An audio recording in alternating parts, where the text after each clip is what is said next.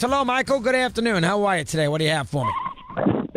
Chris, how you doing? Hi, Mike. I'm doing well. Thank you. Let me hear now. Far away. Hey, let's talk about the Bruins, the greatest college program ever. Yeah, well, I don't want to digress to that. Not going to argue with that. 10 championships. What's your take? Are they going to have to win tonight, or are they in good shape? I think they're in. You know, I keep reading Lenardi and Palm. I mean, Palm had him in. Lenardi, I don't know what Lenardi's deal was. He had him out for the longest time. They beat Stanford. They got Arizona tonight. They already beat Arizona. They beat Kentucky. But let me talk about Aaron Holiday. This guy, dog, is underrated. He's been ferocious. He's been an incredible player. The last couple of games, he's literally carried the team. And this guy, I tell you, like his brother Drew, a terrific player. Doesn't know. He's a good. I haven't seen him this year, but I have seen him. He's a good player, 100%. Kemba Walker-like, maybe. Who knows? It could be an interesting run. We'll see what happens tonight. You know, they'll probably be 8, 9 seed, 10 seed. I don't know what it's going to be, but they've had a tough year. You know, the whole China thing was a disaster. They've kind of been shorthanded all year. Good season for Alfred, though. Yeah, well, listen, it's a scenario that, they did lose a couple of players. They did beat Kentucky. They turned around and obviously knocked off Arizona. That was when Miller was there. I don't know how they won that game, but they did beat Arizona. They lost to Michigan in overtime. They lost to Cincinnati. Play a pretty good schedule, but they did beat Kentucky by 8.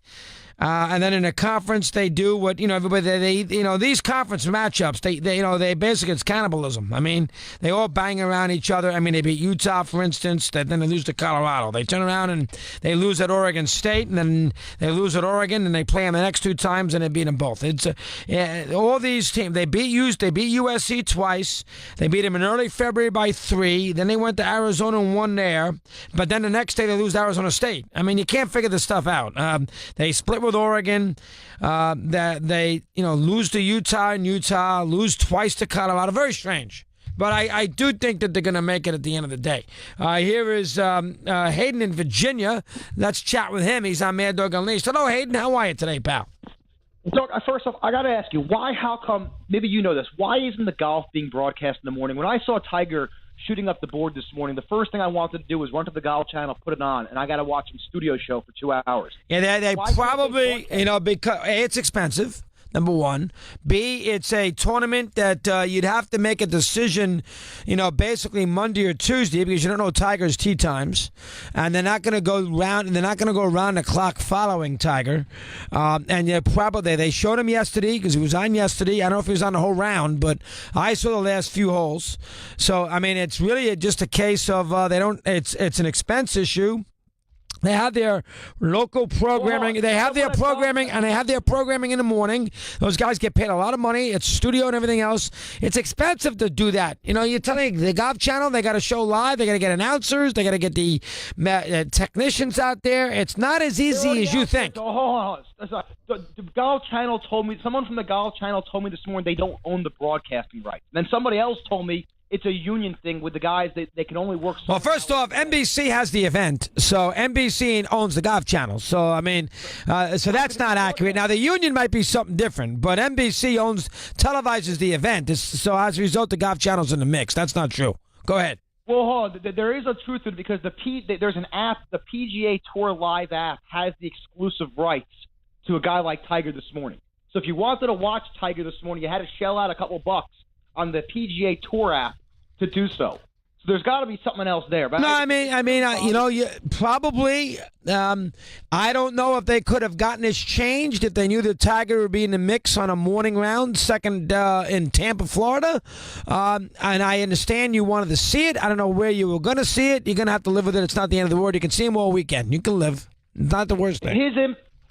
His impact coming back to the sport can't be measured. I've been paying attention now for 4 out of the last 6 weekends. I was even paying attention to Mexico last week and wasn't there, all because of his comeback. We're talking Thursday, Friday, Saturday, Sunday. When he finished in 11th a few weeks ago, I was watching all weekend. I mean, his impact to me, at least for me as a casual fan, it came from. I'm there every weekend now. Check it out. Let's call it like we see it. I mean, in sports today, there are about 5 or 6 athletes who are transcendent who you're going to go watch. LeBron's 1. Obviously, Tiger is 2. Serena, and to a certain degree, would be 3. I think you got to put Sidney Crosby up there to a certain degree. You'd be a little more in tune to it if you know he's involved. That is 4. Baseball. I only think Sidney Crosby's up there. Do I think you should stop right there? No, maybe you're right. I mean, and baseball doesn't really have anybody. We haven't, and maybe Harper a little bit, but football's got the quarterbacks. But over on Brady, people like that. You're 100% right. Tiger has got that sort of pull from a television perspective. 100%.